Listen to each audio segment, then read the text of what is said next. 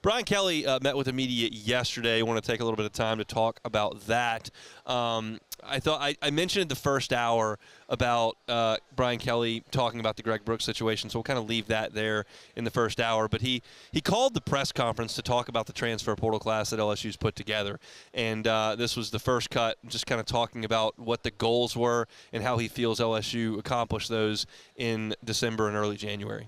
We had 16 total transfers come in, 8 on offense, 7 on defense, and 1 special teams player. And we're pretty excited about that. They give us a experienced group that has played high-level football and blends to the existing program that we have. So from that perspective, combined with 3 straight top 10 high school signing classes, we wanted now to enter into adding to that roster. And I think we addressed it, and we believe that this group now is such that we can compete for a championship.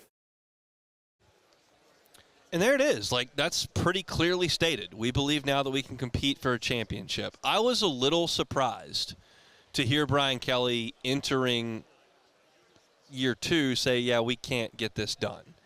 And that was with Jaden Daniels, Malik Neighbors, and Brian Thomas. But we watched that defense play, and I think you could have Matt House call on the defense. I think you could have name your elite defensive mind in football. Nick Saban, Vic Fangio, Steve Spagnuolo, whoever, Dave Aranda, whoever you want to say. I don't think anybody was going to coach that defense to be awesome. Now, they could have been better than they were. They were not coached well. But I think Brian Kelly probably knew that it wasn't quite there. But I do think he probably thought year 3 would be a little bit better. And I think we all did, and it was not. But the expectations are very clearly defined. There's nobody on a different page here. Everybody's on the exact same page. Brian Kelly, the team, the coaching staff, the talking heads on 104.5 ESPN Baton Rouge, and the fan base. Everybody is looking at this going, okay, it's year 4, quarterback's back, you're signing high school kids, you went and spent a bunch of money in the portal, you've got the $1 million match. You've raised the money. The NIL funds are there. Everything has been put together for 3+ years. There's only one acceptable outcome of this season. Everybody's on that page. And so we'll see what happens. But it's nice sometimes from our spot to sit here and hear a coach very plainly on the record and go, yeah, we're here to compete for a championship now. And so that's where we push off the dock from as you get into spring football that comes up in about a month, and then we get into the summer and into fall camp coming up in August. All right, let's go further with the portal plan to build that championship roster. The big picture plan is exactly what you said. It was to surround Garrett on offense, to give Blake the pieces that he needs on defense to have a championship roster. And I believe we did that on paper. Now we need to go to work on that, and that work is in the details over the next few months. The paper is the part that puzzles me when we start talking about 3 straight top 10 signing classes, because as everyone has been made well aware by me, or you look at this signing class from 3 years ago, it's gone. The Deshaun Womack, Shelton Sampson, Zalance Hurd class that featured, Kylan Jackson, that class has moved on. You don't have almost anything remaining from it. You've got Whit Weeks, you've got Ashton Stamps, you've got DJ Chester, but it is a shell of what we thought it was when they inked, and that's all on paper. The paper thing doesn't really work. Now it's putting people on the practice field that can make this thing go. There was a time where the paper thing kind of worked to an extent. I could look at the recruiting rankings over the course of 4 years, and I could go, that team is going to be really good, that team is not going to be good. I could look at the recruiting rankings from Urban Meyer's Florida teams or Les Miles' LSU teams and go, that team's got a chance to be good. I could look at the same recruiting rankings for Kansas State and Cal and go, they're not going to be very good. Now, the recruiting rankings don't matter that much because half the players or more don't stay. But you, year by year, assemble talent, and some of the services put star rankings on the recruits and whatever. But you've got production, and you understand kind of what you're putting together. But it does have to come together in the fall. And that's where you got to throw the paper out and they got to put the pads on and make it work. But clearly there's been a change in philosophy with the football organization at LSU. And this is the first step in truly trying a different way. So we'll see kind of how it goes. Now, the question was asked, have you seen any recruits, any of the portal guys that have stood out early while they've been on campus for almost a month? Experience at the tight end position to marry with a really exceptionally young player in Tradez, but bringing in Bauer Sharp, who's got a lot of experience and, a veteran kind of presence there at the tight end position. He's been outstanding. I think Jack Pyburn brings more than just his ability on the field, but how he impacts everybody in the locker room and in the weight room. His demeanor, his attitude is infectious. I think those two guys. And I'd say, Mansour Delant has been very, very, I think, impactful at the cornerback position. We've got some younger guys, some guys with experience, but we don't have a veteran player back there. And his leadership and just the way he's handled himself has been outstanding. You hear this about Pyburn, anybody you ask, whether it's folks at Florida or folks now at LSU, when you bring up Jack Pyburn, it's the mental and the emotional and the attitude portion of it that stands out more than the production at Florida or the draft stock or what stars he was rated by the transfer portal folks. It's like, this guy's a wild man, and he's going to come in and he's going to whip everybody into shape, and he's going to be the guy who lifts the hardest and practices the hardest and plays the hardest with the most emotion, and that's what he's going to be, and that's a good thing to have on your defense.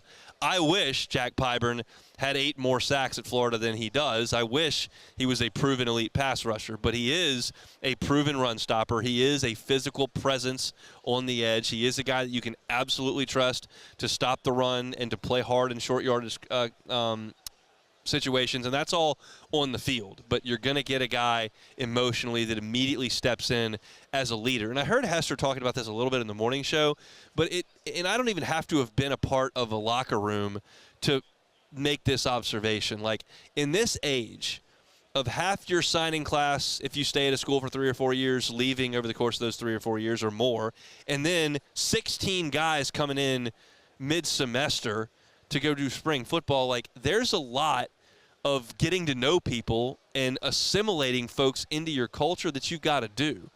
And it sounds like Pyburn, it took him 5 minutes.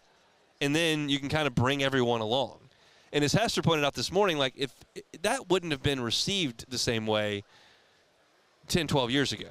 But now it's just part of it. You're just going to have a lot of new guys. And it feels like Pyburn's going to fit in really, really well. As far as Delane goes, I think what Brian Kelly said there is kind of echoing how I've broken it down, where, like I've said, I'm not sure where Mansour Delane's going to play. I don't know if he's an outside corner. I don't know if he's a nickel. I don't know if he's a safety. I don't know if he's a star. I'm not exactly sure what they're going to do with him. But I think his presence and versatility will allow him to kind of do what's necessary and other guys around him to do what they're best at. That's kind of been my read on the situation. And he mentioned him as a veteran presence, and that kind of speaks to my assumption on his role in the secondary. But the other guy who's played a lot and has got some accolades and does have versatility positionally is Temarcus Cooley, the defensive back from NC State, and Kelly talked about him yesterday as well. You're either trying to get a third corner on the field or you're trying to get the next best safety on the field, depending on how you play that position. He can do both. So his versatility, his ability to play man, his ability to run down plays really stood out to us. And an experienced player at that position. We're not very experienced at that position. Going into camp, Juwan Johnson was a backup, and that's a true freshman. So having an experienced player at that position allows, again, and I think I said this earlier, allows Blake many more opportunities to do the things that he needs to do on defense. Now, in that answer about Temarcus Cooley, he mentioned Juwan Johnson, and I can tell you that Juwan Johnson was working out at the star spot in fall camp. He was the backup to Major Burns. And Temarcus Cooley doesn't look anything like Major Burns. Major Burns is like 6'2", well over 200 pounds, looks like a tall, rangy safety. Temarcus Cooley is sub 6 feet and 200 pounds and looks more like Sage Ryan than he does Major Burns. But he's got all that versatility that Brian Kelly was talking about. And if you watch his highlights and then you just take a glance at the stat sheet, you can tell Temarcus Cooley doesn't think twice about sticking his nose in there and making a tackle. He's just fine with that.